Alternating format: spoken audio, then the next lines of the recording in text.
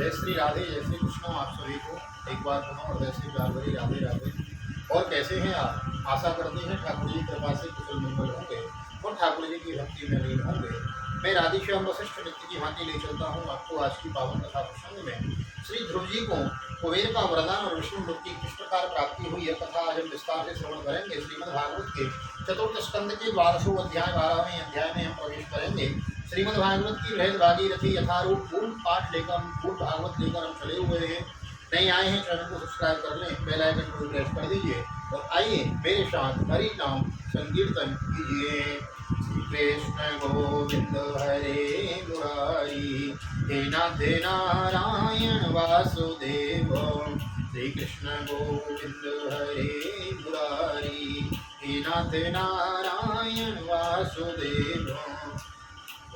हे नाथ नारायण वासुदेव, हे नाथ नारायण वासुदेव। गोविंद हरे मुरारी, हे नाथ नारायण वासुदेव। नारायणं नमस्कृत्य नरं चैव नरोत्तमं देवीं सरस्वतीं व्यासं ततो जयमुदीरयेत्। कृष्णाय वासुदेवाय हरये परमात्मने प्रणतक्लेशनाशाय गोविन्दाय नमो नमः। ओम नमो भगवते वासुदेवाय। श्रीमद्भागवत महापुराणं चतुर्थस्कन्धः द्वादशोऽध्यायो। मैत्रेयोवाच ध्रुवं निवृत्तं प्रतिबुद्ध्यमयि ससाततीतमन्यं भगवान्तरीश्वरो नित्रागतश्चारणे क्षतिन्दरैः सत्पूर्यमाणोऽन्तर्गताञ्जलिं।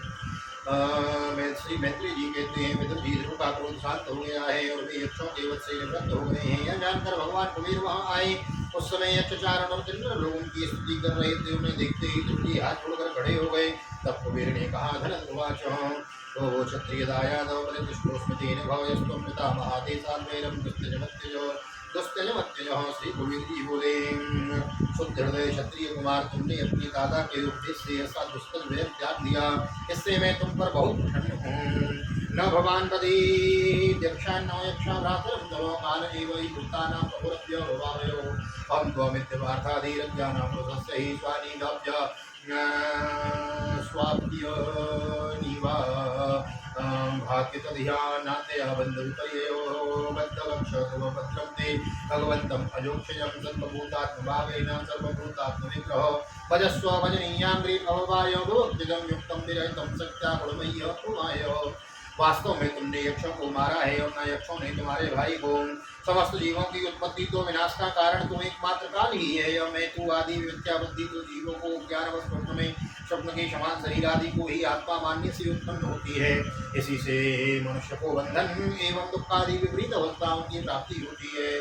ध्रुव, अब तुम जाओ, भगवान तुम्हारा मंगल करें। तुम संसार पास से मुक्त होने के लिए सब जीवों में समदृष्टि रखकर सर्वभूतात्मा भगवान श्री हरि का भजन करो। वे संसार पास का छेदन करने वाले हैं तथा संसार की उत्पत्ति आदि के लिए अपनी त्रिगुणात्मिका माया शक्ति से युक्त होकर भी वास्तव में उससे रहित हैं।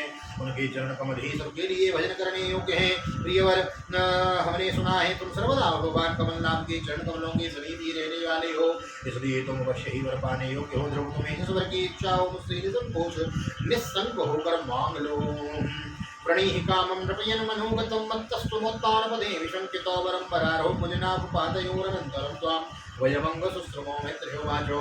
सराजराजेन वराय चोदितो ध्रुवो महाभागवतो महामती हरौ सुचवज्रे चलिता स्मृतिं यया करत्ययत्नेन दुरत्ययं तमादस्य विद्येन मनसा तां तद्वेडविडत्ततो पश्यन्तोऽन्तर्वेददेशोऽपि स्वपरं प्रत्यबद्धितः। श्री मैत्रेय जी कहते हैं, विदुर जी यक्षराज कुबेर ने जब इस प्रकार वर मांगने के लिए आग्रह किया तो महाभागवत महामती ध्रुव जी ने उनसे यही वर मांगा कि मुझे श्री हरि की अखंड स्मृति बनी है, इसमें मनुष्य सहज ही दुष्कर संसार सागर को पार कर जाता है। इडबिडा के पुत्र कुबेर जी ने बड़े प्रसन्न मन से उन्हें भगवत स्मृति प्रदान की। फिर उनके देखते ही देखते हुए अंतर्ध्यान हो गए। इसके पश्चात ध्रुव जी भी अपनी राजधानी को लौट आए। अतः यदि पुत्र फिर हो दक्षिणे द्रव्य क्रिया देवतानां कर्म कर्म फलप्रदं सर्वात्मन्यच्युते सर्वे तीव्रोकां भक्तिमुद्वहं तदसात्मनिभूतेषु तदेवावस्थितं विभुं तमेव शीलसम्पन्नं ब्रह्मण्यं दीनवत्सलं भोक्तारं धर्मसेतूनां मे निरेपितरं च। वहाँ रहते हुए उन्होंने बड़ी बड़ी दक्षिणा वाले यज्ञों से भगवान यज्ञ पुरुष की आराधना की। भगवान ही द्रव्य क्रिया और देवता संबंधी समस्त कर्म एवं उसके फल है तथा वे ही कर्म फल के दाता भी हैं। सर्वोपाधि शून्य सर्वात्मा श्री अच्युत में प्रबल की युक्त भक्ति भाव रखते हुए दृष्टि अपने में और समस्त प्राणियों में सर्वव्यापक श्री हरि को ही विराजमान देखने लगे। ध्रुव बड़े ही शील संपन्न ब्राह्मण भक्त दीनवत्सल और धर्म मर्यादा के रक्षक थे। उनकी प्रजा उन्हें साक्षात पिता के समान मानती थी। षट्त्रिदश वर्ष सहस्रम सहस्रमंडलम भोगे पुण्यक्षयं कुर्वन्न भोगे सुभक्षयम् एवं भवसवं कालं महात्म्यावशरीन्द्रिय त्रिवर्गोपैकं नीत्वा पुत्राय धन्यपादनं मन्यमाना इदं विश्वं माया रचितमात्मनि अविद्यारचितस्वप्न गन्धर्वा नगरूपम्। इस प्रकार तरह तरह के ऐश्वर्य भोग से पुण्य का और भोगों के त्याग पूर्वक इत्यादि कर्मों के अनुष्ठान से पाप का जय करते हुए उन्होंने 36,000 वर्ष तक पृथ्वी का शासन किया। जितेंद्रिय महात्मा ध्रुव ने इसी तरह अर्थ धर्म और काम के संपादन में बहुत से वर्ष बिताकर अपने पुत्रों को राज सिंहासन सौंप दिया। इस संपूर्ण दृश्य प्रपंच को विद्यारचित स्वप्न और गंधर्व नगर की समान माया से अपने में ही कल्पित मानकर वह और यह समझ करके शरीर स्त्री पुत्र मित्र सेना भरा पूरा खजाना जनाने महल सुरम्य व्यवहार भूमि और समुद्र पर्यंत भूमंडल का राज्य इस काल के गाल में पड़े हुए हैं। वे मद्रिकाश्रम को चले गए। आत्मस्त्रपत्य सुहतो बलवृद्ध घोषवन्तपुरं परिविहार भुवस्य रम्या भूमण्डलं जलदमेकलमाकलय्य कानोपसर्पमिति च प्रयोशानाम् अश्यामि शुद्धकर्णौ शिवमार्विकाय वधवासनं चित्तमरुं मनसा च ताक्षो स्थूले तदार भगवत् प्रतिरूपहेतुधायस्तदद्यविवेहितो व्यसनत्समाधौ भक्तिं मरो भगवती भगप्रभवन्नजस्रो आनन्दबाष्पकलया मुहुरर्धमान विक्लिद्यमान हृदयोपसुपुरपाचिताङ्गो नात्मानमस्मरदधा विधिमुक्तलिङ्गो। उन्होंने पवित्र जल में स्नान कर इंद्रियों को विशुद्ध शांत किया और फिर इस आसन में बैठकर प्राणायाम द्वारा वायु को वश में किया। तदनंतर मन के द्वारा इंद्रियों को बाह्य विषयों से हटाकर मन को भगवान के स्थूल विराट स्वरूप में स्थिर कर दिया। उसी विराट रूप का चिंतन करते करते हुए अंत में ध्याता और ध्यान के भेद से शून्य से विकल्प समाधि में लीन हो गए और उस अवस्था में विराट स्वरूप का भी परित्याग कर दिया। इस प्रकार भगवान श्री हरि के प्रति निरंतर भक्ति भाव का प्रभाव चलते रहने से उनके नेत्रों में बार बार आनंदाश्रुओं की बाढ़ सी आ जाती थी। इससे उनका हृदय द्रवीभूत हो गया और शरीर में रोमांच सा हो गया। वृद्धि अभिमान गलित हो जाने से उन्हें में ध्रुव हूँ इसकी स्मृति भी नहीं रही। स्वदर सौविमानाक्रम नवसो वदर ध्रुव विभ्राजो यत्र सौरा का पति विभूषितम तत्रानुदेव प्रवरो चतुर्भुजो श्यामो किशोरा वरुणाम्बुजेक्षणो स्मृतावभष्टव्यगदां सुभासतो किरीटहारांगदचार कुंडलो। इसी समय ध्रुव जी ने आकाश में एक बड़ा ही सुंदर विमान उतरते देखा। वह अपने प्रकाश से दसों दिशाओं को आलोकित कर रहा था मानो पूर्णिमा का चंद्र ही उदय हुआ हो। उसमें दो श्रेष्ठ पार्षद गदाओं का सहारा लिए खड़े थे। उनकी 4 भुजाएं थी, सुंदर श्याम शरीर था, किशोर अवस्था थी और अरुण कमल के समान नेत्र थे। वे सुंदर वस्त्र किरीट हार बाजूबंद और मनोहर कुंडल आदि धारण किए हुए थे। विज्ञायता उत्तम गाय किंकरो विवर्तितो साधु विस्मृत विश्वप्रतक्रमो नाम नामानि गणन मधुद्विषो भाषकृतानां संहितांजलि तं कृष्णपादा विविष्टचेतसां बद्धांजलिं प्रश्नेनं प्रबन्धनम् सुरंदनंदावसत्य सस्मितं प्रत्युजतु पुष्करनाम सम्मतौ। उन्हें पुण्य श्लोक श्री हरि के सेवक जान ध्रुव जी बड़ा में पूजा आदि का क्रम भूलकर पैसा खड़े हो गए और वे भगवान के पार्षदों में प्रधान है ऐसा समझकर उन्होंने श्री मधुसूदन के नामों का कीर्तन करते हुए उन्हें हाथ जोड़कर प्रणाम किया। ध्रुव जी का मन भगवान के चरण कमलों में तल्लीन हो गया और वे हाथ जोड़कर बड़ी निम्रता से सिर नीचा किए खड़े रह गए। तब श्री हरि के प्रिय पार्षद सुनंद और नंद ने उनके पास आकर मुस्कुराते हुए कहा सुनंदनंदाभूषतु भो राजन् सुभद्रं ते वाचं नो हतिश्रणोऽयं पंचवर्ष तपसा भवान् देवमति कृप तस्याखिल जगद्धातो रावं देवस्य सार्गिणो पार्षदावेश सम्प्राप्तो नेतुत्वं भगवत्पदं सुदुर्जयं विष्णुपदं जितं त्वया यत्सूरयो प्राप्य विचक्षते परं मार्तिष्ठतं चन्द्रदिवाकरादयो प्रेक्षतारापर्यन्ति दक्षिणं सुनंद और नंद कहने लगे राजन् आपका कल्याण हो, आप सावधान होकर हमारी बात सुनिए। आपने 5 वर्ष की अवस्था में ही तपस्या करके सर्वेश्वर भगवान को प्रसन्न कर लिया था। हम उन्हीं निखिल जगत नियंता सार्ग पाणी भगवान विष्णु के सेवक हैं और आपको भगवान के धाम में ले जाने के लिए यहाँ आए हैं। आपने अपनी भक्ति के प्रभाव से विष्णु लोक का अधिकार प्राप्त किया है जो औरों के लिए बड़ा दुर्लभ है। परम ज्ञानी चंद्रसी भी वहाँ तक नहीं पहुँच सके, वे नीचे से केवल उसे देखते ही रहते हैं। सूर्य और चंद्रमा आदि ग्रह नक्षत्र एवं तारागण भी उसकी प्रदक्षिणा किया करते हैं। चलिए आप उस विष्णु धाम में निवास कीजिए।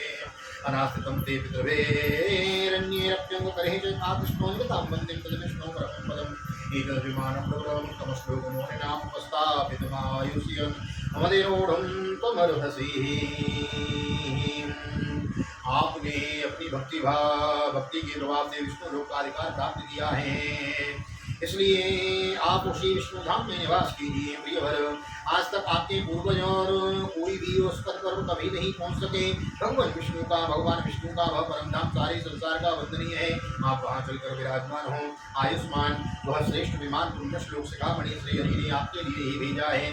आप इस पर चढ़ने योग्य है। मैत्री होवाचो निशम्य वैकुंठ नियोज मुक्तय और मदर्शतम वाचो मुरुक्रमप्रियो प्रताभिषेकं ततनित्य मंगलो मुनीन्द्रं व्यासतमं व्यवादयत् परित्याव्यर्थ दिशनाग्र्यं पार्षदा विवन्दितो ये स्वतःष्टात्म विद्वद्रूपं हिरण्मयं। श्री मैत्री जी कहते हैं, भगवान के प्रमुख पार्षदों के यह अमृतमय वचन सुनकर परम भागवत ध्रुव जी ने स्नान किया। फिर संध्या वंदन आदि नित्य कर्म से निवृत्त हो मांगलिक अलंकार आदि धारण किए बद्रिकाश्रम में रहने वाले मुनियों को प्रणाम करके उनका आशीर्वाद लिया। इसके बाद उस श्रेष्ठ विमान की पूजा और प्रदक्षिणा की और पार्षदों को प्रणाम कर उस वर्ण के समान कांतिमान दिव्य रूप धारण कर उस पर चढ़ने को तैयार हो गए।